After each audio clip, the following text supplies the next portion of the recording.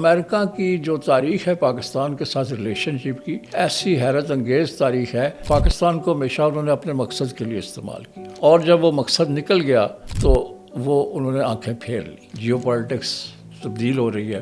پاکستان نے بھی اب چائنا کے ساتھ ایک اسٹریٹجک الائنس کر لیا ہے. وہاں کی جو انٹیلیجنسیا ہے یا اکیڈیمیا ہے اور باقی لوگ ہیں یا عام آدمی ہیں، وہ کس طرح سے پاکستانیوں کو دیکھتے ہیں؟ امریکہ میں لوگ پاکستان کو جانتے ہیں، لیکن وہ پاکستان کو ٹرسٹ ورزی ایک تصور بنایا کہ یہ قابل بھروسہ نہیں ہے، قابل اعتبار نہیں ہے. اچھا سر، یہ تجربات جو آپ نے دو بڑے واقعات ہیں، دو بڑی ایک یعنی سیریز آف ایونٹس آپ کہہ سکتے ہیں کہ پہلے ایوب خان 65 امریکہ نے ہم پہ ہماری امداد بند کر دی. 71 میں ہم بیری بیڑے کا انتظار کرتے رہے. اس کے بعد 79 میں جو سوویت انویژن کے بعد یہ ساری جنگ جو آپ نے ساری اس کی بے وفائی کا اور اس کا بے اتنائی کا ذکر کیا، تو ان سارے تجربات کے باوجود جب پھر 9/11 کے بعد ہوتا ہے، وار آن ٹیرر ہوتی ہے، تو ایک بار پھر ایک کال آتی ہے اور ہم وہ کولن پال نے تو لکھا کہ جی میں کم ایکسپیکٹ کر رہا تھا، انہوں نے زیادہ کر دیا. اس کی دو وجوہیں. ایک تو یہ ہے کہ جیسے میں نے کہا کہ قائد اعظم نے اس وقت کہا کہ ہمیں ویسٹرن الائنس کا ہمیں حصہ بننا چاہیے. لیاقت علی خان کا دورے کا ذکر ہوا، اور سبسیکوینٹلی ہمارے سارے رولرز، پرٹیکولرلی جو ملٹری کی لیڈرشپ ہے، وہ ملٹری ہارڈ ویئر کے لیے، اسلحہ کے لیے، اور ایئر فورس کے جہازوں کے لیے، نیوی کی ایکوپمنٹس کے لیے امریکہ کی طرف دیکھتی رہی ہے. اور انہوں نے کوشش کی کہ امریکہ سے جو اسلحہ ہمیں ملے. ہمارے جو آفیسرز ہیں، موسٹلی جو ہمارے آفیسر سینئر ملٹری آفیسرز رہے ہیں، وہ امریکہ میں ٹرین ہوئے کسی نہ کسی انسٹیٹیوشن میں، یا یو کے میں یا امریکہ میں. تو ان کا مائنڈ سیٹ یہ ہے کہ امریکہ جو ہے وہ ملٹری پاور کے اعتبار سے ہے ہی سپر پاور. ٹیکنالوجی بھی اس کی جو ملٹری ٹیکنالوجی ہے بہت سپیریئر ہے. تو یہ اس کی طرف ہمیشہ دیکھتے رہے ہیں. اور امریکہ نے جب بھی ملٹری انٹرونشن ہوئی یا فوجی حکومتیں آئیں، ان کو خوب سپورٹ کیا، اور انہوں نے ان کی کھلے دل سے مدد کی، اور بلینز آف ڈالرز ان ادوار میں آتے رہے. ایوب صاحب، اور اس کے بعد ضیاء الحق، اور پھر مشرف. اور مشرف کو جو مشن دیا گیا وہ بڑا مشکل مشن تھا. انہی مجاہدین کو جن کو امریکہ نے ٹرین کیا اپنے الائز کے ذریعے، پاکستان بھی اس میں شامل تھا، ان کو کہا کہ ان کو ایلیمینیٹ کریں، ان کو ماریں، ان کو بگائیں. تو اس کا جو ریئیکشن تھا پاکستان میں، آپ کو پتہ ہے یہ لال مسجد کا واقعہ، جی بہت بڑا بیک لیش ہوا اس کا. ہمیں بڑا نقصان ہوا. ہمارے جو ماہرین ہیں، اقتصادی ماہرین، وہ کہتے ہیں $100 بلین سے زیادہ ہمیں اقتصادی نقصان ہوا، اور ملک کی جو معیشت ہے اس کی چولیں ہل کے رہ گئی. اور ابھی تک 1 لاکھ کے قریب لوگ جو ہے وہ شہید ہوئے. اچھا، اس کا ابھی تک خمیازہ ہم بھگت رہے ہیں، اور ہماری معیشت پھر اٹھ نہیں سکی.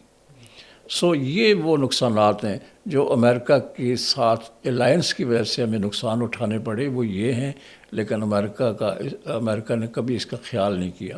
اور آپ کو پتہ ہے کہ مشرف کا دور بھی کتنا تباہ کن تھا ہمارے لیے، اس کے کیا اثرات ہوئے.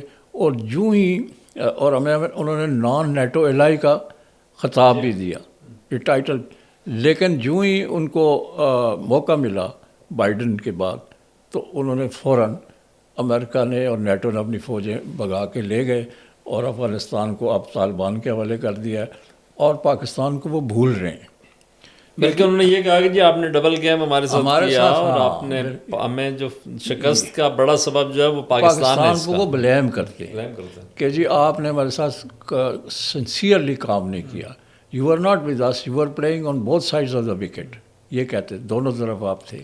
تو اب کوئی اس طرح کی سچویشن نہیں ہے. جیو پالیٹکس تبدیل ہو رہی ہے.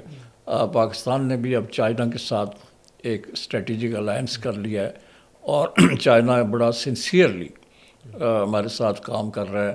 ہمارے ہاں اس نے بجلی کا بحران جو ہے وہ ختم کیا، سی پیک شروع کیا، اور اب ہماری جو ملٹری ایکوپمنٹ ہے وہ بھی بہت بڑی تعداد میں چائنا نے سپلائی کی ہے. سو اب ایک سچویشن بدل رہی ہے. اچھا کہ جب ہم بات کرتے ہیں پاکستان اور انڈیا کا، اگر ہم کمپیریزن کریں ٹورڈز امریکہ جو ان کے ریلیشنز رہے ہیں، تو پاکستان انڈیا کو اس نے ہمیشہ اپنا اسٹریٹجک پارٹنر کے طور پر ٹریٹ بھی کیا ہے، اور وہ کیا ہے، ڈکلیئر کیا ہوا ہے. تو مطلب ہم مجموعی طور پر جب بات کریں، یعنی اس کو کہتے ہیں نا سود و ضیاء کے پیمانے پر کہ کیا کھویا اور کیا پایا، تو ہم کہاں کھڑا ہوا دیکھ رہے ہیں خود کو امریکہ کے حوالے سے؟ یہ میں سمجھتا ہوں کہ اگر آپ اس کو ریٹروسپیکٹیولی دیکھیں نا، تو جو سوویت یونین کی ڈسممبرمنٹ ہے، جی جی، اس کے بعد یہ لگتا ہے کہ وہ فیصلہ ٹھیک تھا، سوویت یونین ڈسممبر ہو گیا. اچھا یہ بھی تھا کہ پاکستان کے پاس اپرچونیٹیز تھی کہ جو امریکہ کے ساتھ کی الائنسز بنتی رہی ہیں 50s میں، 60s میں اور 70s 80s 90s میں، ان سے پاکستان نے استفادہ نہیں کیا. یعنی پاکستان نے امریکن ٹیکنالوجی ڈیفنس کے اندر یا دوسرے شعبوں میں اس ٹیکنالوجی سے، اس نو ہاؤ سے فائدہ نہیں اٹھایا. کوئی مثلا ہمارے ہاں F-16 جہاز ایک بہت قیمتی جہاز ہے، اور ماڈرن جو ایریل وارفیئر ہے اس میں اس کا بڑا رول ہے، اور دنیا کا ہر ملک چاہتا ہے F-16 طیارے، بڑا ملٹی رول یہ جیٹ ہے، طیارہ ہے. پاکستان کو مل گئے، 40 ملے تھے 1983 میں، اور کچھ دباؤ آئے، پھر انہوں نے ریپلیس کر دیا. پھر جب یہ مشرف دور آیا تو انہوں نے مزید F-16 دیے تھے. سو یہ ٹیکنالوجی ہمیں دی، انہوں نے ٹیکنالوجی ٹرانسفر نہیں کی، یا ہم نے کوشش نہیں کی کہ یہ جو جہاز ہیں پاکستان میں بنے، جیسے ترکی میں F-16 جہاز پورے بنتے ہیں، ریپیئر ہوتے ہیں. پاکستان میں ایسا نہیں ہوا. پاکستان میں جو ملٹری ٹیکنالوجی ہمیں یا امریکن ٹیکنالوجی کو ابزارب یا اسیمیلیٹ کرنا تھا اپنے لیے، اپنے ملک کے انٹرسٹ میں، وہ نہیں ہوا. امریکہ نے پاکستان کو ایڈ دی ہے، جیسے آپ کسی کو لالی پاپ دے دیتے ہیں، وہ انجوائے کرتا رہتا ہے، جب اس کا ٹیسٹ ختم ہو گیا وہ ختم ہو گیا. آن دا ادر اینڈ چائنا جو ہے اس نے فلی آپ پہ ریلائی وہ کیا، ٹرسٹ اچھا، کیا، اور اس کے مقابلے میں جو انڈیا ہے اس نے مسلسل سوویت یونین کے ساتھ، اور پھر رشیا میں، بعد میں رشین فیڈریشن سے ملٹری الائنس رکھا. آج بھی وہ تیل اس سے لے رہا ہے، ملٹری ایڈ بھی لے رہا ہے، اور امریکی دھمکیوں کو بھی خاطر میں نہیں لاتا. اب وہ سوخوئی جو لیٹسٹ جہاز ہے اس کے لیے کوشش کر رہے ہیں کہ وہ ان کو مل جائے. S-400 جو سسٹم ہے، اینٹی میزائل سسٹم، وہ لے رہے ہیں وغیرہ وغیرہ. اور انہوں نے سوویت ٹیکنالوجی جو تھی، رشین ٹیکنالوجی، وہ حاصل کر لی. ہم وہ ٹیکنالوجی نہیں لے سکے، نہ ہی ہم نے کوئی اتنا بڑی جست لگائی کہ ہمیں امریکہ کی الائنس کا بڑا فائدہ ہو اکنامیکلی. امریکن نے یا انویسٹمنٹ بھی کوئی بڑے پیمانے پہ نہیں کی ہماری انڈسٹری میں یا اور کسی شعبے میں. تو انہوں نے اس کی ایک ٹرانزیکشنل ریلیشن شپ رکھی کہ جب تک ہمیں ان کی ضرورت ہے ان کے ساتھ رہو، اور وہ سیکیورٹی بیسڈ ریلیشن شپ تھی. اس میں اکانومی کو انہوں نے بہت باتیں کرتے رہے، پاکستان کی اکانومی کو اپنے پاؤں پہ کھڑا کرنے کی کوئی انہوں نے کوشش نہیں.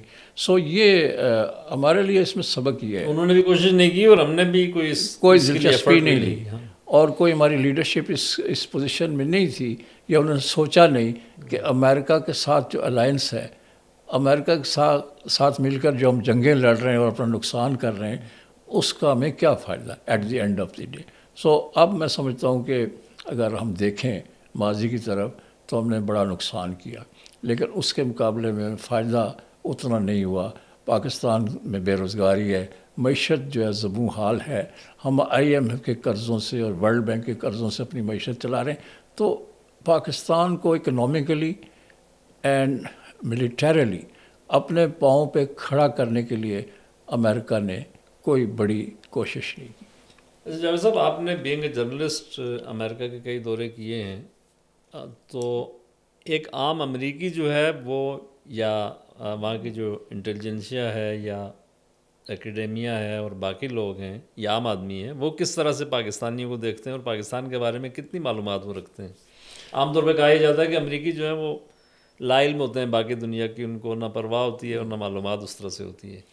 میرا خیال امریکہ میں لوگ پاکستان کو جانتے ہیں، لیکن وہ پاکستان کو ٹرسٹ ورزی ایک تصور بنایا کہ یہ قابل بھروسہ نہیں ہے، قابل اعتبار نہیں ہے، اور ان سے وہ ایک بہت بڑی طاقت ہے کہ جس طرح ہم باقی ملکوں سے اپنا کام نکلواتے ہیں، اس طرح پاکستان سے بھی اپنا کام نکلوا رہے ہیں، پاکستان کو ہم پے کر رہے ہیں، جو سروس پاکستان ہمیں دے رہا ہے ان کے ذہن میں یہ ہے کہ ہم اس کے لیے تو آپ کو ڈالرز دے رہے ہیں، یہ ان کا پوائنٹ آف ویو ہے، اور وہ آپ کی تعریف کریں گے لیکن ایک خاص مقصد اور خاص مطمع نظر سامنے رکھ کے، جس سے جو ہم سے وہ فائدہ لینا چاہتے ہیں، لیکن اس کے بیونڈ وہ پاکستان میں مثلا ڈیموکریسی میں کوئی ان کا دلچسپی نہیں ہے۔ ہمارے لوگ خود کہتے ہیں کہ انہوں نے ملٹری رجیمز کو یہاں سپورٹ کیا کیونکہ ون ونڈو آپریشن ان کو سوٹ کرتا ہے۔